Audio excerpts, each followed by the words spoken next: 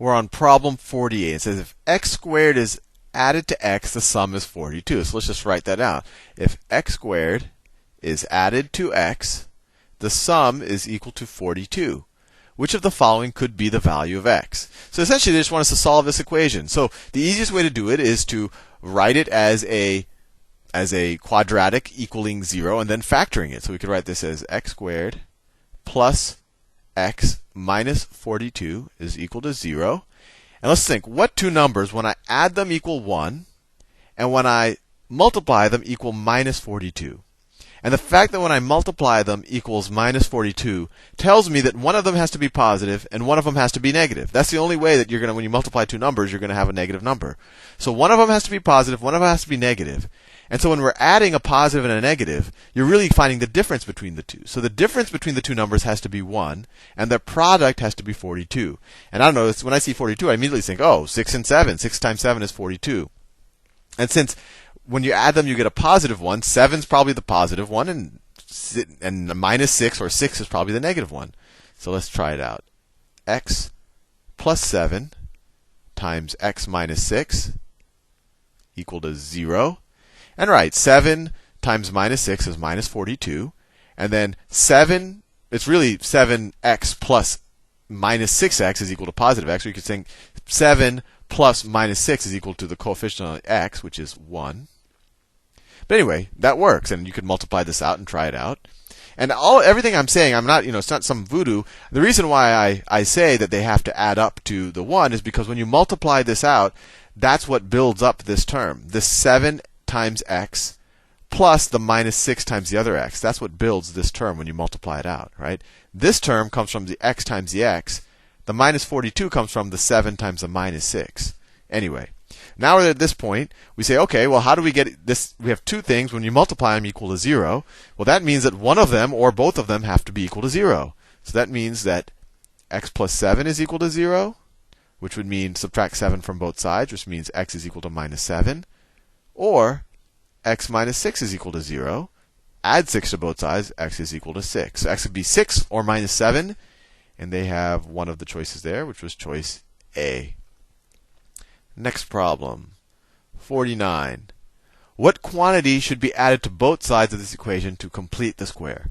So when you complete the square, you want the thing to just look like you want whatever on the left-hand side to look like a perfect square. And what do I mean by a perfect square? So, if I had x plus a squared, that's equal to x plus a times x plus a. And that's equal to x times x, x squared, x times that a, so that's plus ax. And now this a times this x, so that's another ax, plus this a times that a, so plus a squared. And that's equal to x squared plus, we have two of these now, plus 2ax plus a squared. So essentially, we want the left-hand side to have this form. So we say, oh, this is a perfect square. We can say that's the same thing as x plus a squared. So let's think about how we can do it. If we have x squared minus 8x is equal to 5, and I put a space here for a reason, because we want to add or subtract something here so it looks like a perfect square. So think about it. When we have this format, right? In order for this thing to be a perfect square, whatever this coefficient is right here, this term right here has to be half of this squared, right? A squared is half of 2a squared. So if we took half of minus 8, that's minus 4, right? In this case, if we said 2a is equal to 8, a would be minus 4. And so minus 4 squared is what? It's plus 16. Plus 16. And this is an equation. So one thing you do to one side of an equation, you have to do to the other side of the equation. So you have to say that that is also equal to. So you have to add 16 to both sides. Otherwise, you're changing the equation. Anyway, now this, hopefully you recognize this is already a perfect square. I mean, you could look at this pattern up here, or you could say, okay, if I add minus 4 to itself twice, I get minus 8. If I multiply it by itself, it gets 16. So this is x minus 4 squared, and that's equal to 25. And actually, just so if you're curious, and we did this in the Khan Academy, we did a couple of videos on this. This is how you prove the quadratic equation. You essentially complete the square with, arbitrary numbers a, b, and c, and you get the quadratic equation. And it's not, we show it in 10 minutes, so it's not this, impossibly hard thing to understand. But if you had to, they just want to know what do you add to both sides of this equation, right? What quantity should be added to both sides of this equation to complete the square? So the answer to this one was 16. But they just as equally could have said, solve it by completing the square. And you say, oh, x minus 4 squared is equal to 25. So x minus 4 is equal to plus or minus 5. And then you could say x is equal to plus or minus 5 plus 4. And then you could say, okay, which is 4 plus positive 5 is 9. 4 plus minus 5 is or minus 1. Anyway, they didn't ask us that, so we don't have to spend too much time thinking about it. Let's see. We're on problem 50. Let me see. Problem 50. I'll copy and paste 50 and 51. 50 and 51. All right. What are the solutions for the quadratic equation x squared plus 6x is equal to 16? X squared plus 6x is equal to 16. And the temptation here is really to kind of try to solve it the way you do a linear equation. I don't know, factor out an x and I don't know, do whatever else. But the important thing to recognize is this is a quadratic equation. And the easiest way to solve it is to put all the terms on one side and then get a 0 on the other side. And then either factor it or use the actual quadratic equation. Or complete the square, whatever you need to do. So let's subtract 16 from both sides. And you get x squared plus 6x minus 16 is equal to 0, right? I just subtracted 16 from both sides to get here. And before just jumping into the quadratic equation, let's see if we can factor it by inspection. So what two numbers, when I add them, equal 6, and when positive 6, and when I multiply them, equal minus 16. And once again, since it's a minus 16, if you multiply two numbers and you get a negative number, they have to be different signs. One has to be positive and one has to be negative. And their difference will be 6 because one's positive and one's negative. So let me think about it. So if I had 8 and 2 is equal to 16, and they're 6 apart. So if I did plus 8 and minus 2, right, plus 8 minus 2 is positive 6. So it's x plus 8 times x minus 2. And that really just takes a lot of practice. You say, okay, what two numbers? 16. Okay, 8 and 2. Well, they're going to have to be different signs. So, but I have a positive one here. So whichever number is larger is probably going to be the positive one. So positive 8 minus 2. Yeah, when you add them up, they equal minus 6. Yeah, it works. So you get that equal to 0. And you say, okay, this has to be equal to 0, or that has to be equal to 0. So x is either equal to minus 8, right? If you say x plus 8 is equal to 0, then subtract 8 from both sides, you get x is equal to minus 8. I shouldn't have skipped that step, but I'll do the step here. Or you could say x minus 2 is equal to 0. Add 2 to both sides, you get x is equal to 2. What x makes this term equal 0? And you can look at it from inspection. So x could either be minus 8 or 2.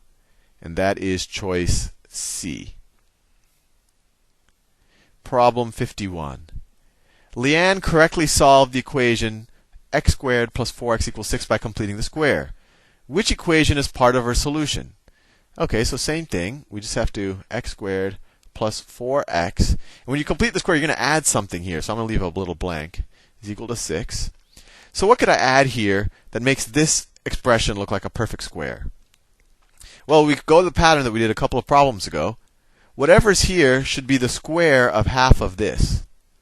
So 4, well, half of that is 2. 2 squared is 4. So I should add 4 to that side.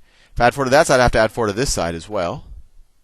And now this 2 plus 2 is equal to 4. 2 times 2 is equal to 4. So this is x plus 2 squared. And I really want you to get the intuition. Don't memorize the steps for completing the square. I want you to really understand why this is the square of half of that. And we showed it in the beginning. Square a lot of binomials and see for yourself that that's always going to be the case. Anyway, so this is x plus 2 squared, and it's going to be equal to 6 plus 4 is equal to 10.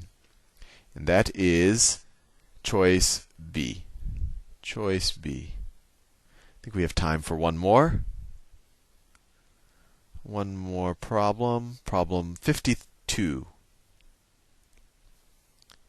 Copied it, and now I have pasted it.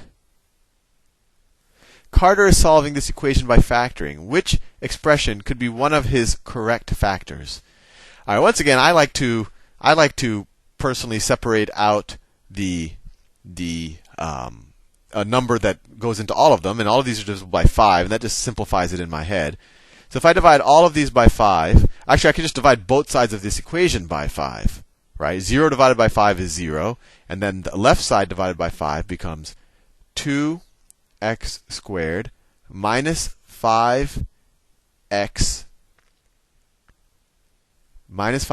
plus 3 is equal to 0. Okay, so if this is 2x squared here, so it's going to be two numbers. When you multiply them, equal 3.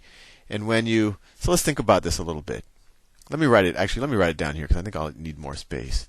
2x squared minus 5x plus 3 is equal to 0. And I just divided both sides of this equation by 5 to get to this. So let's see if what we can do here. So we have a 2x squared here, and they already kind of hinted us that we're going to have an integer solutions that we can factor this. So the intuition is that this is going to be 2x times, plus something, plus a, times, well, what times probably x, right? 2x times x is 2x squared.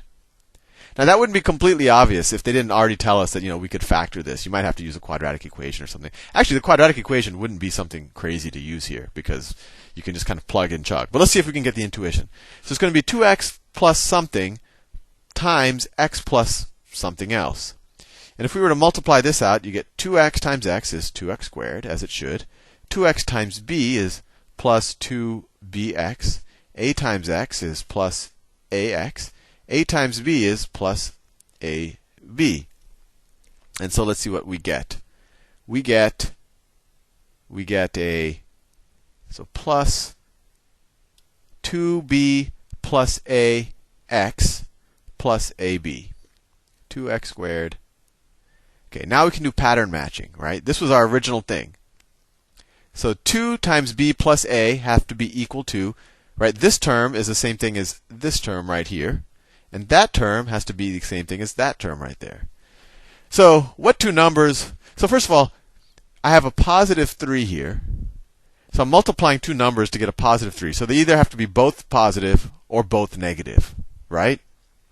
And then the other interesting thing is we have, when I take 2 times one of them plus the other one, I get a negative number. So the only way when you're dealing with negative numbers, and when you just multiply it times a positive and add them to each other, you get another negative number, is if they're both negative, right? This told us they both have to be negative because this is positive. And then since when you add them in a kind of, without any negative signs, you get a negative number, it tells you that that has to be negative as well. So let's see.